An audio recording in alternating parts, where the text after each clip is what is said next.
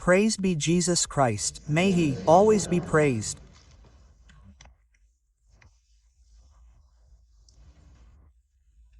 On this second Sunday of Advent, St. Paul tells us in his letter to the Romans, "May the God of patience and encouragement grant you to be of the same mind toward one another, according to Jesus Christ, so that with one mind and one mouth you may glorify God."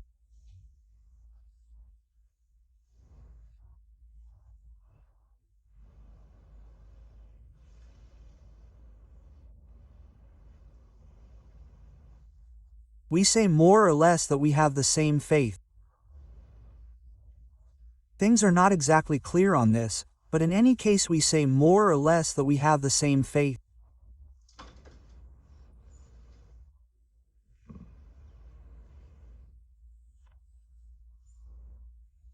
There is still a small remnant of people who tend to go to Mass, therefore they live the sacraments, they receive the sacraments. Few, by now there are only a few left because all the others have now conformed, adapted to this new.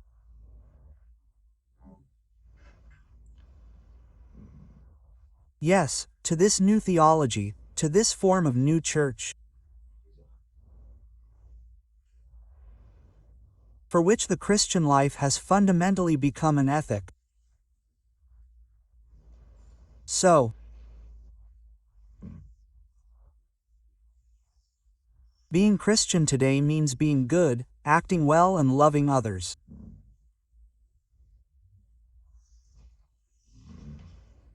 Let's say it has become a sort of hymn to philanthropy that is no longer so distinguishable from those who do not believe, because even those who do not believe are philanthropists, not all of them, but some of them are, but there is no longer much difference between us and them, right? We manage to get confused because they do not believe and therefore do not have any distinctive sign that would allow them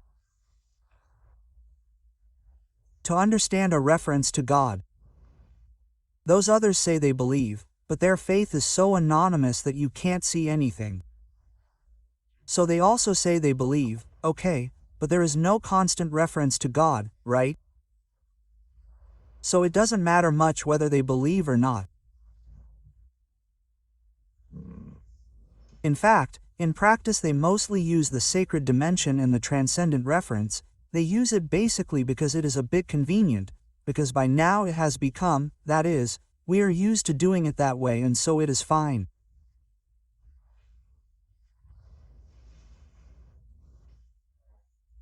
And among this remnant of people who still struggle to advance their life of grace, St. Paul says, "Have the same mind toward one another as Christ Jesus did, so that with one mind and one mouth you may glorify God." We must say that this no longer exists. There is simply no longer a single mouth. Bah, compared to what the Second Vatican Council said. In the Holy Sacrament, a concilium, despite the fact that it was planned to maintain the use of the Latin language within the liturgy, which has completely disappeared. The Second Vatican Council has been widely betrayed and disregarded by those who use it as a banner to affirm every absurd novelty possible.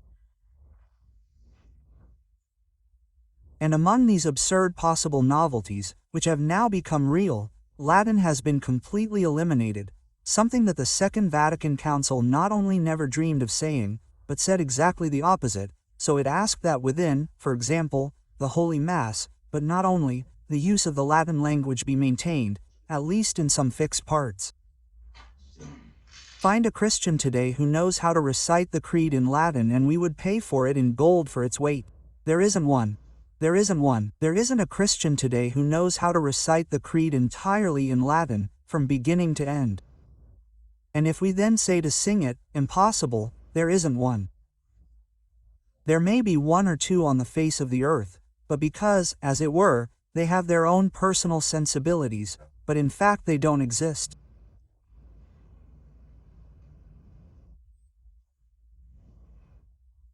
And so, the mouth alone, this is the meaning of having a common, Catholic language that can express the faith everywhere in China, in Japan, in Kenya, in California and in Malta.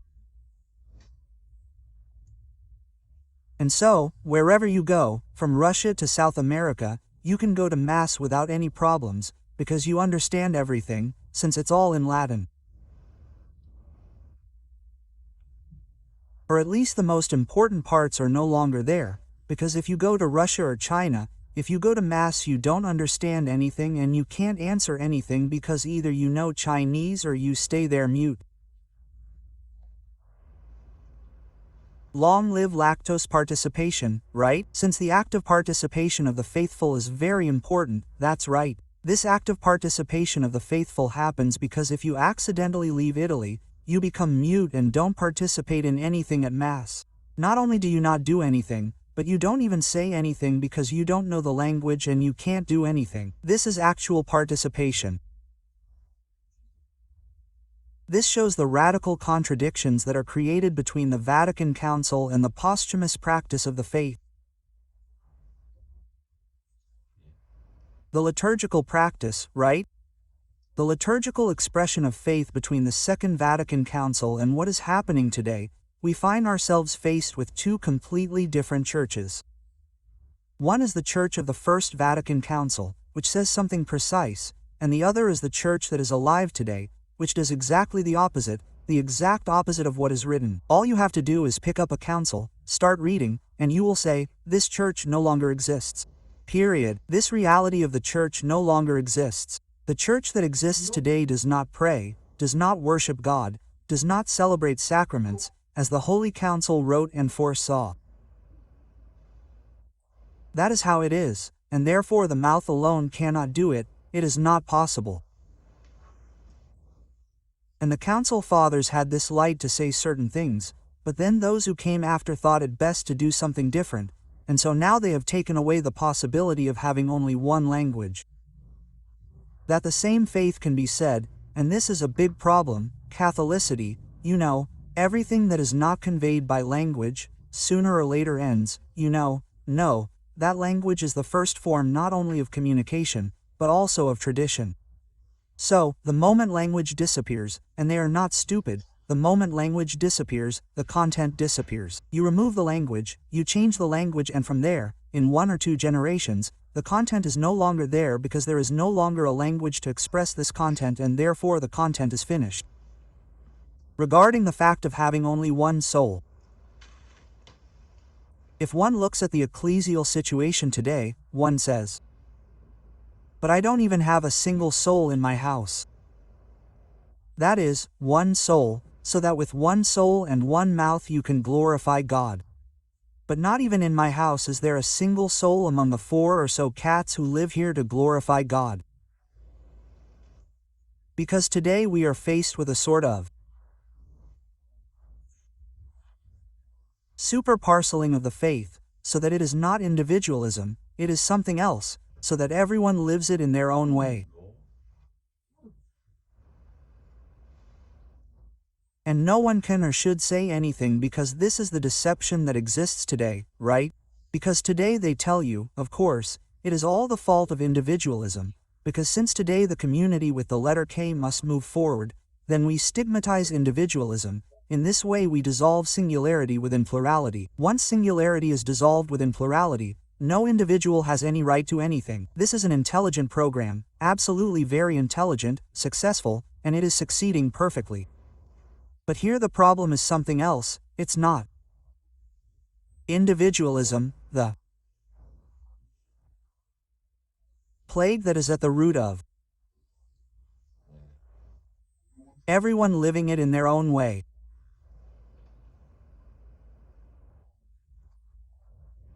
But theology, the idea of God that is behind this thing that is the problem. Why is it possible that in a family of 4 there are 5 different ways of living the faith? Because there is no longer one truth. Simple.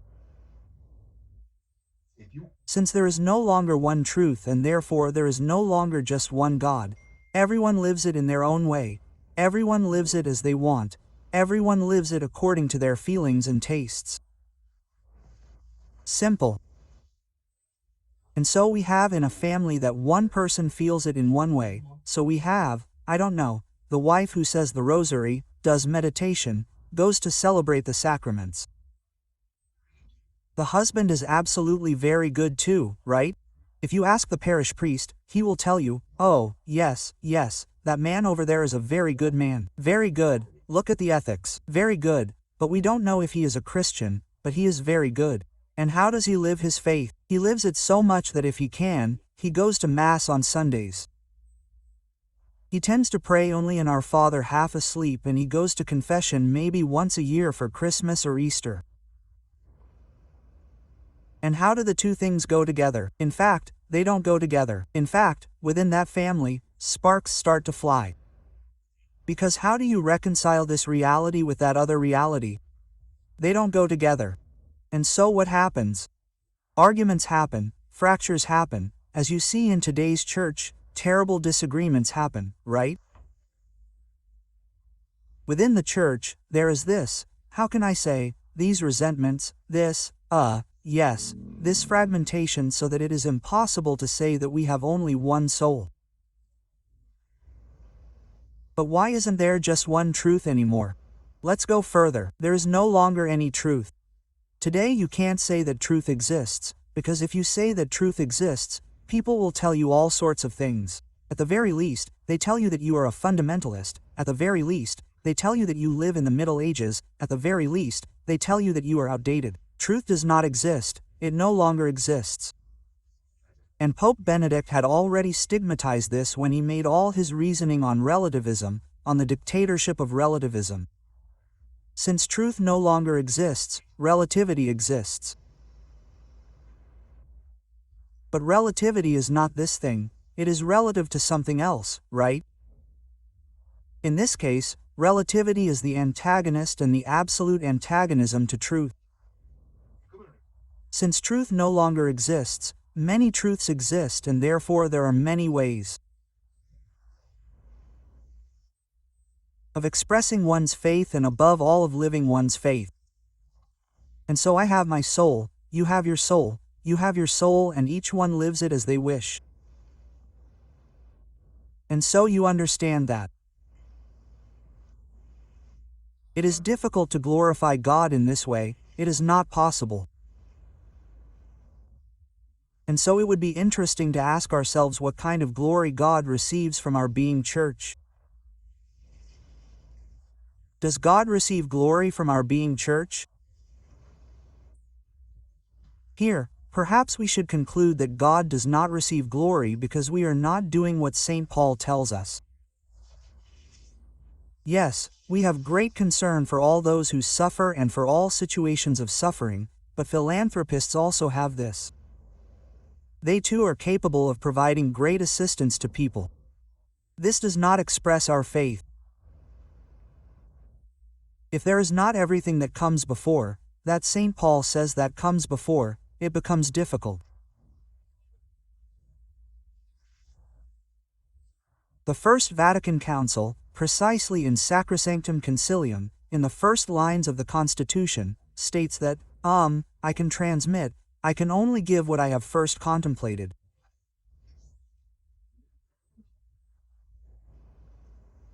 Have you ever heard of this? No. Have you ever heard of it? No, this is not the case. There is no way that you can go and help someone, you can go and feed, give drink, clothe, visit prisoners, host immigrants, foreigners, call them what you want, it is the same thing.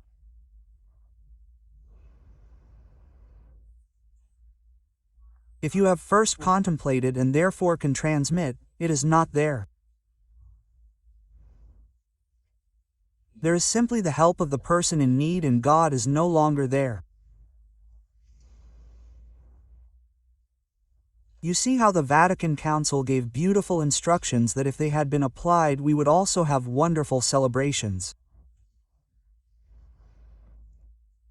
We certainly would not have that disgusting sloppiness that we have today, which is truly so scandalous that if one is not careful one risks losing one's faith, So scandalized is one by what one sees and by what one is called to live.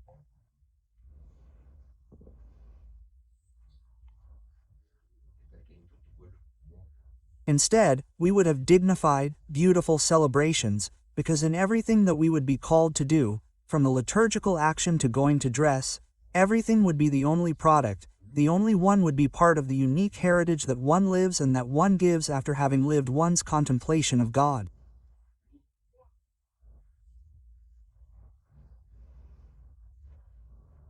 And in fact, if you ask today what your method of prayer is, the answer is because there is a method? Well, that is the problem. What does praying mean to you? And what does prayer take shape for you? And so you see that each one carries out his or her own obsession. There is the one who is dedicated to helping the children of Burundi, so, everything he does for the children of Burundi. There is the other one who is dedicated to arranging the altar cloths, everything he does for the altar cloths. The other one who is dedicated to helping life and is it to help life. The other one who is and everyone lives according to their own sensibilities and it is trouble, right? Trouble. If I who sell flowers for the children of Burundi, you come and occupy the little piece of land next to me with your little table selling jams for the widows and tensions arise.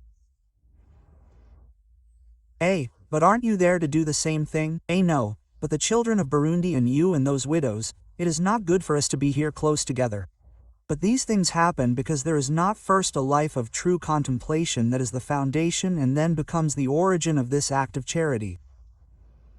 Praised be Jesus Christ, yes, all.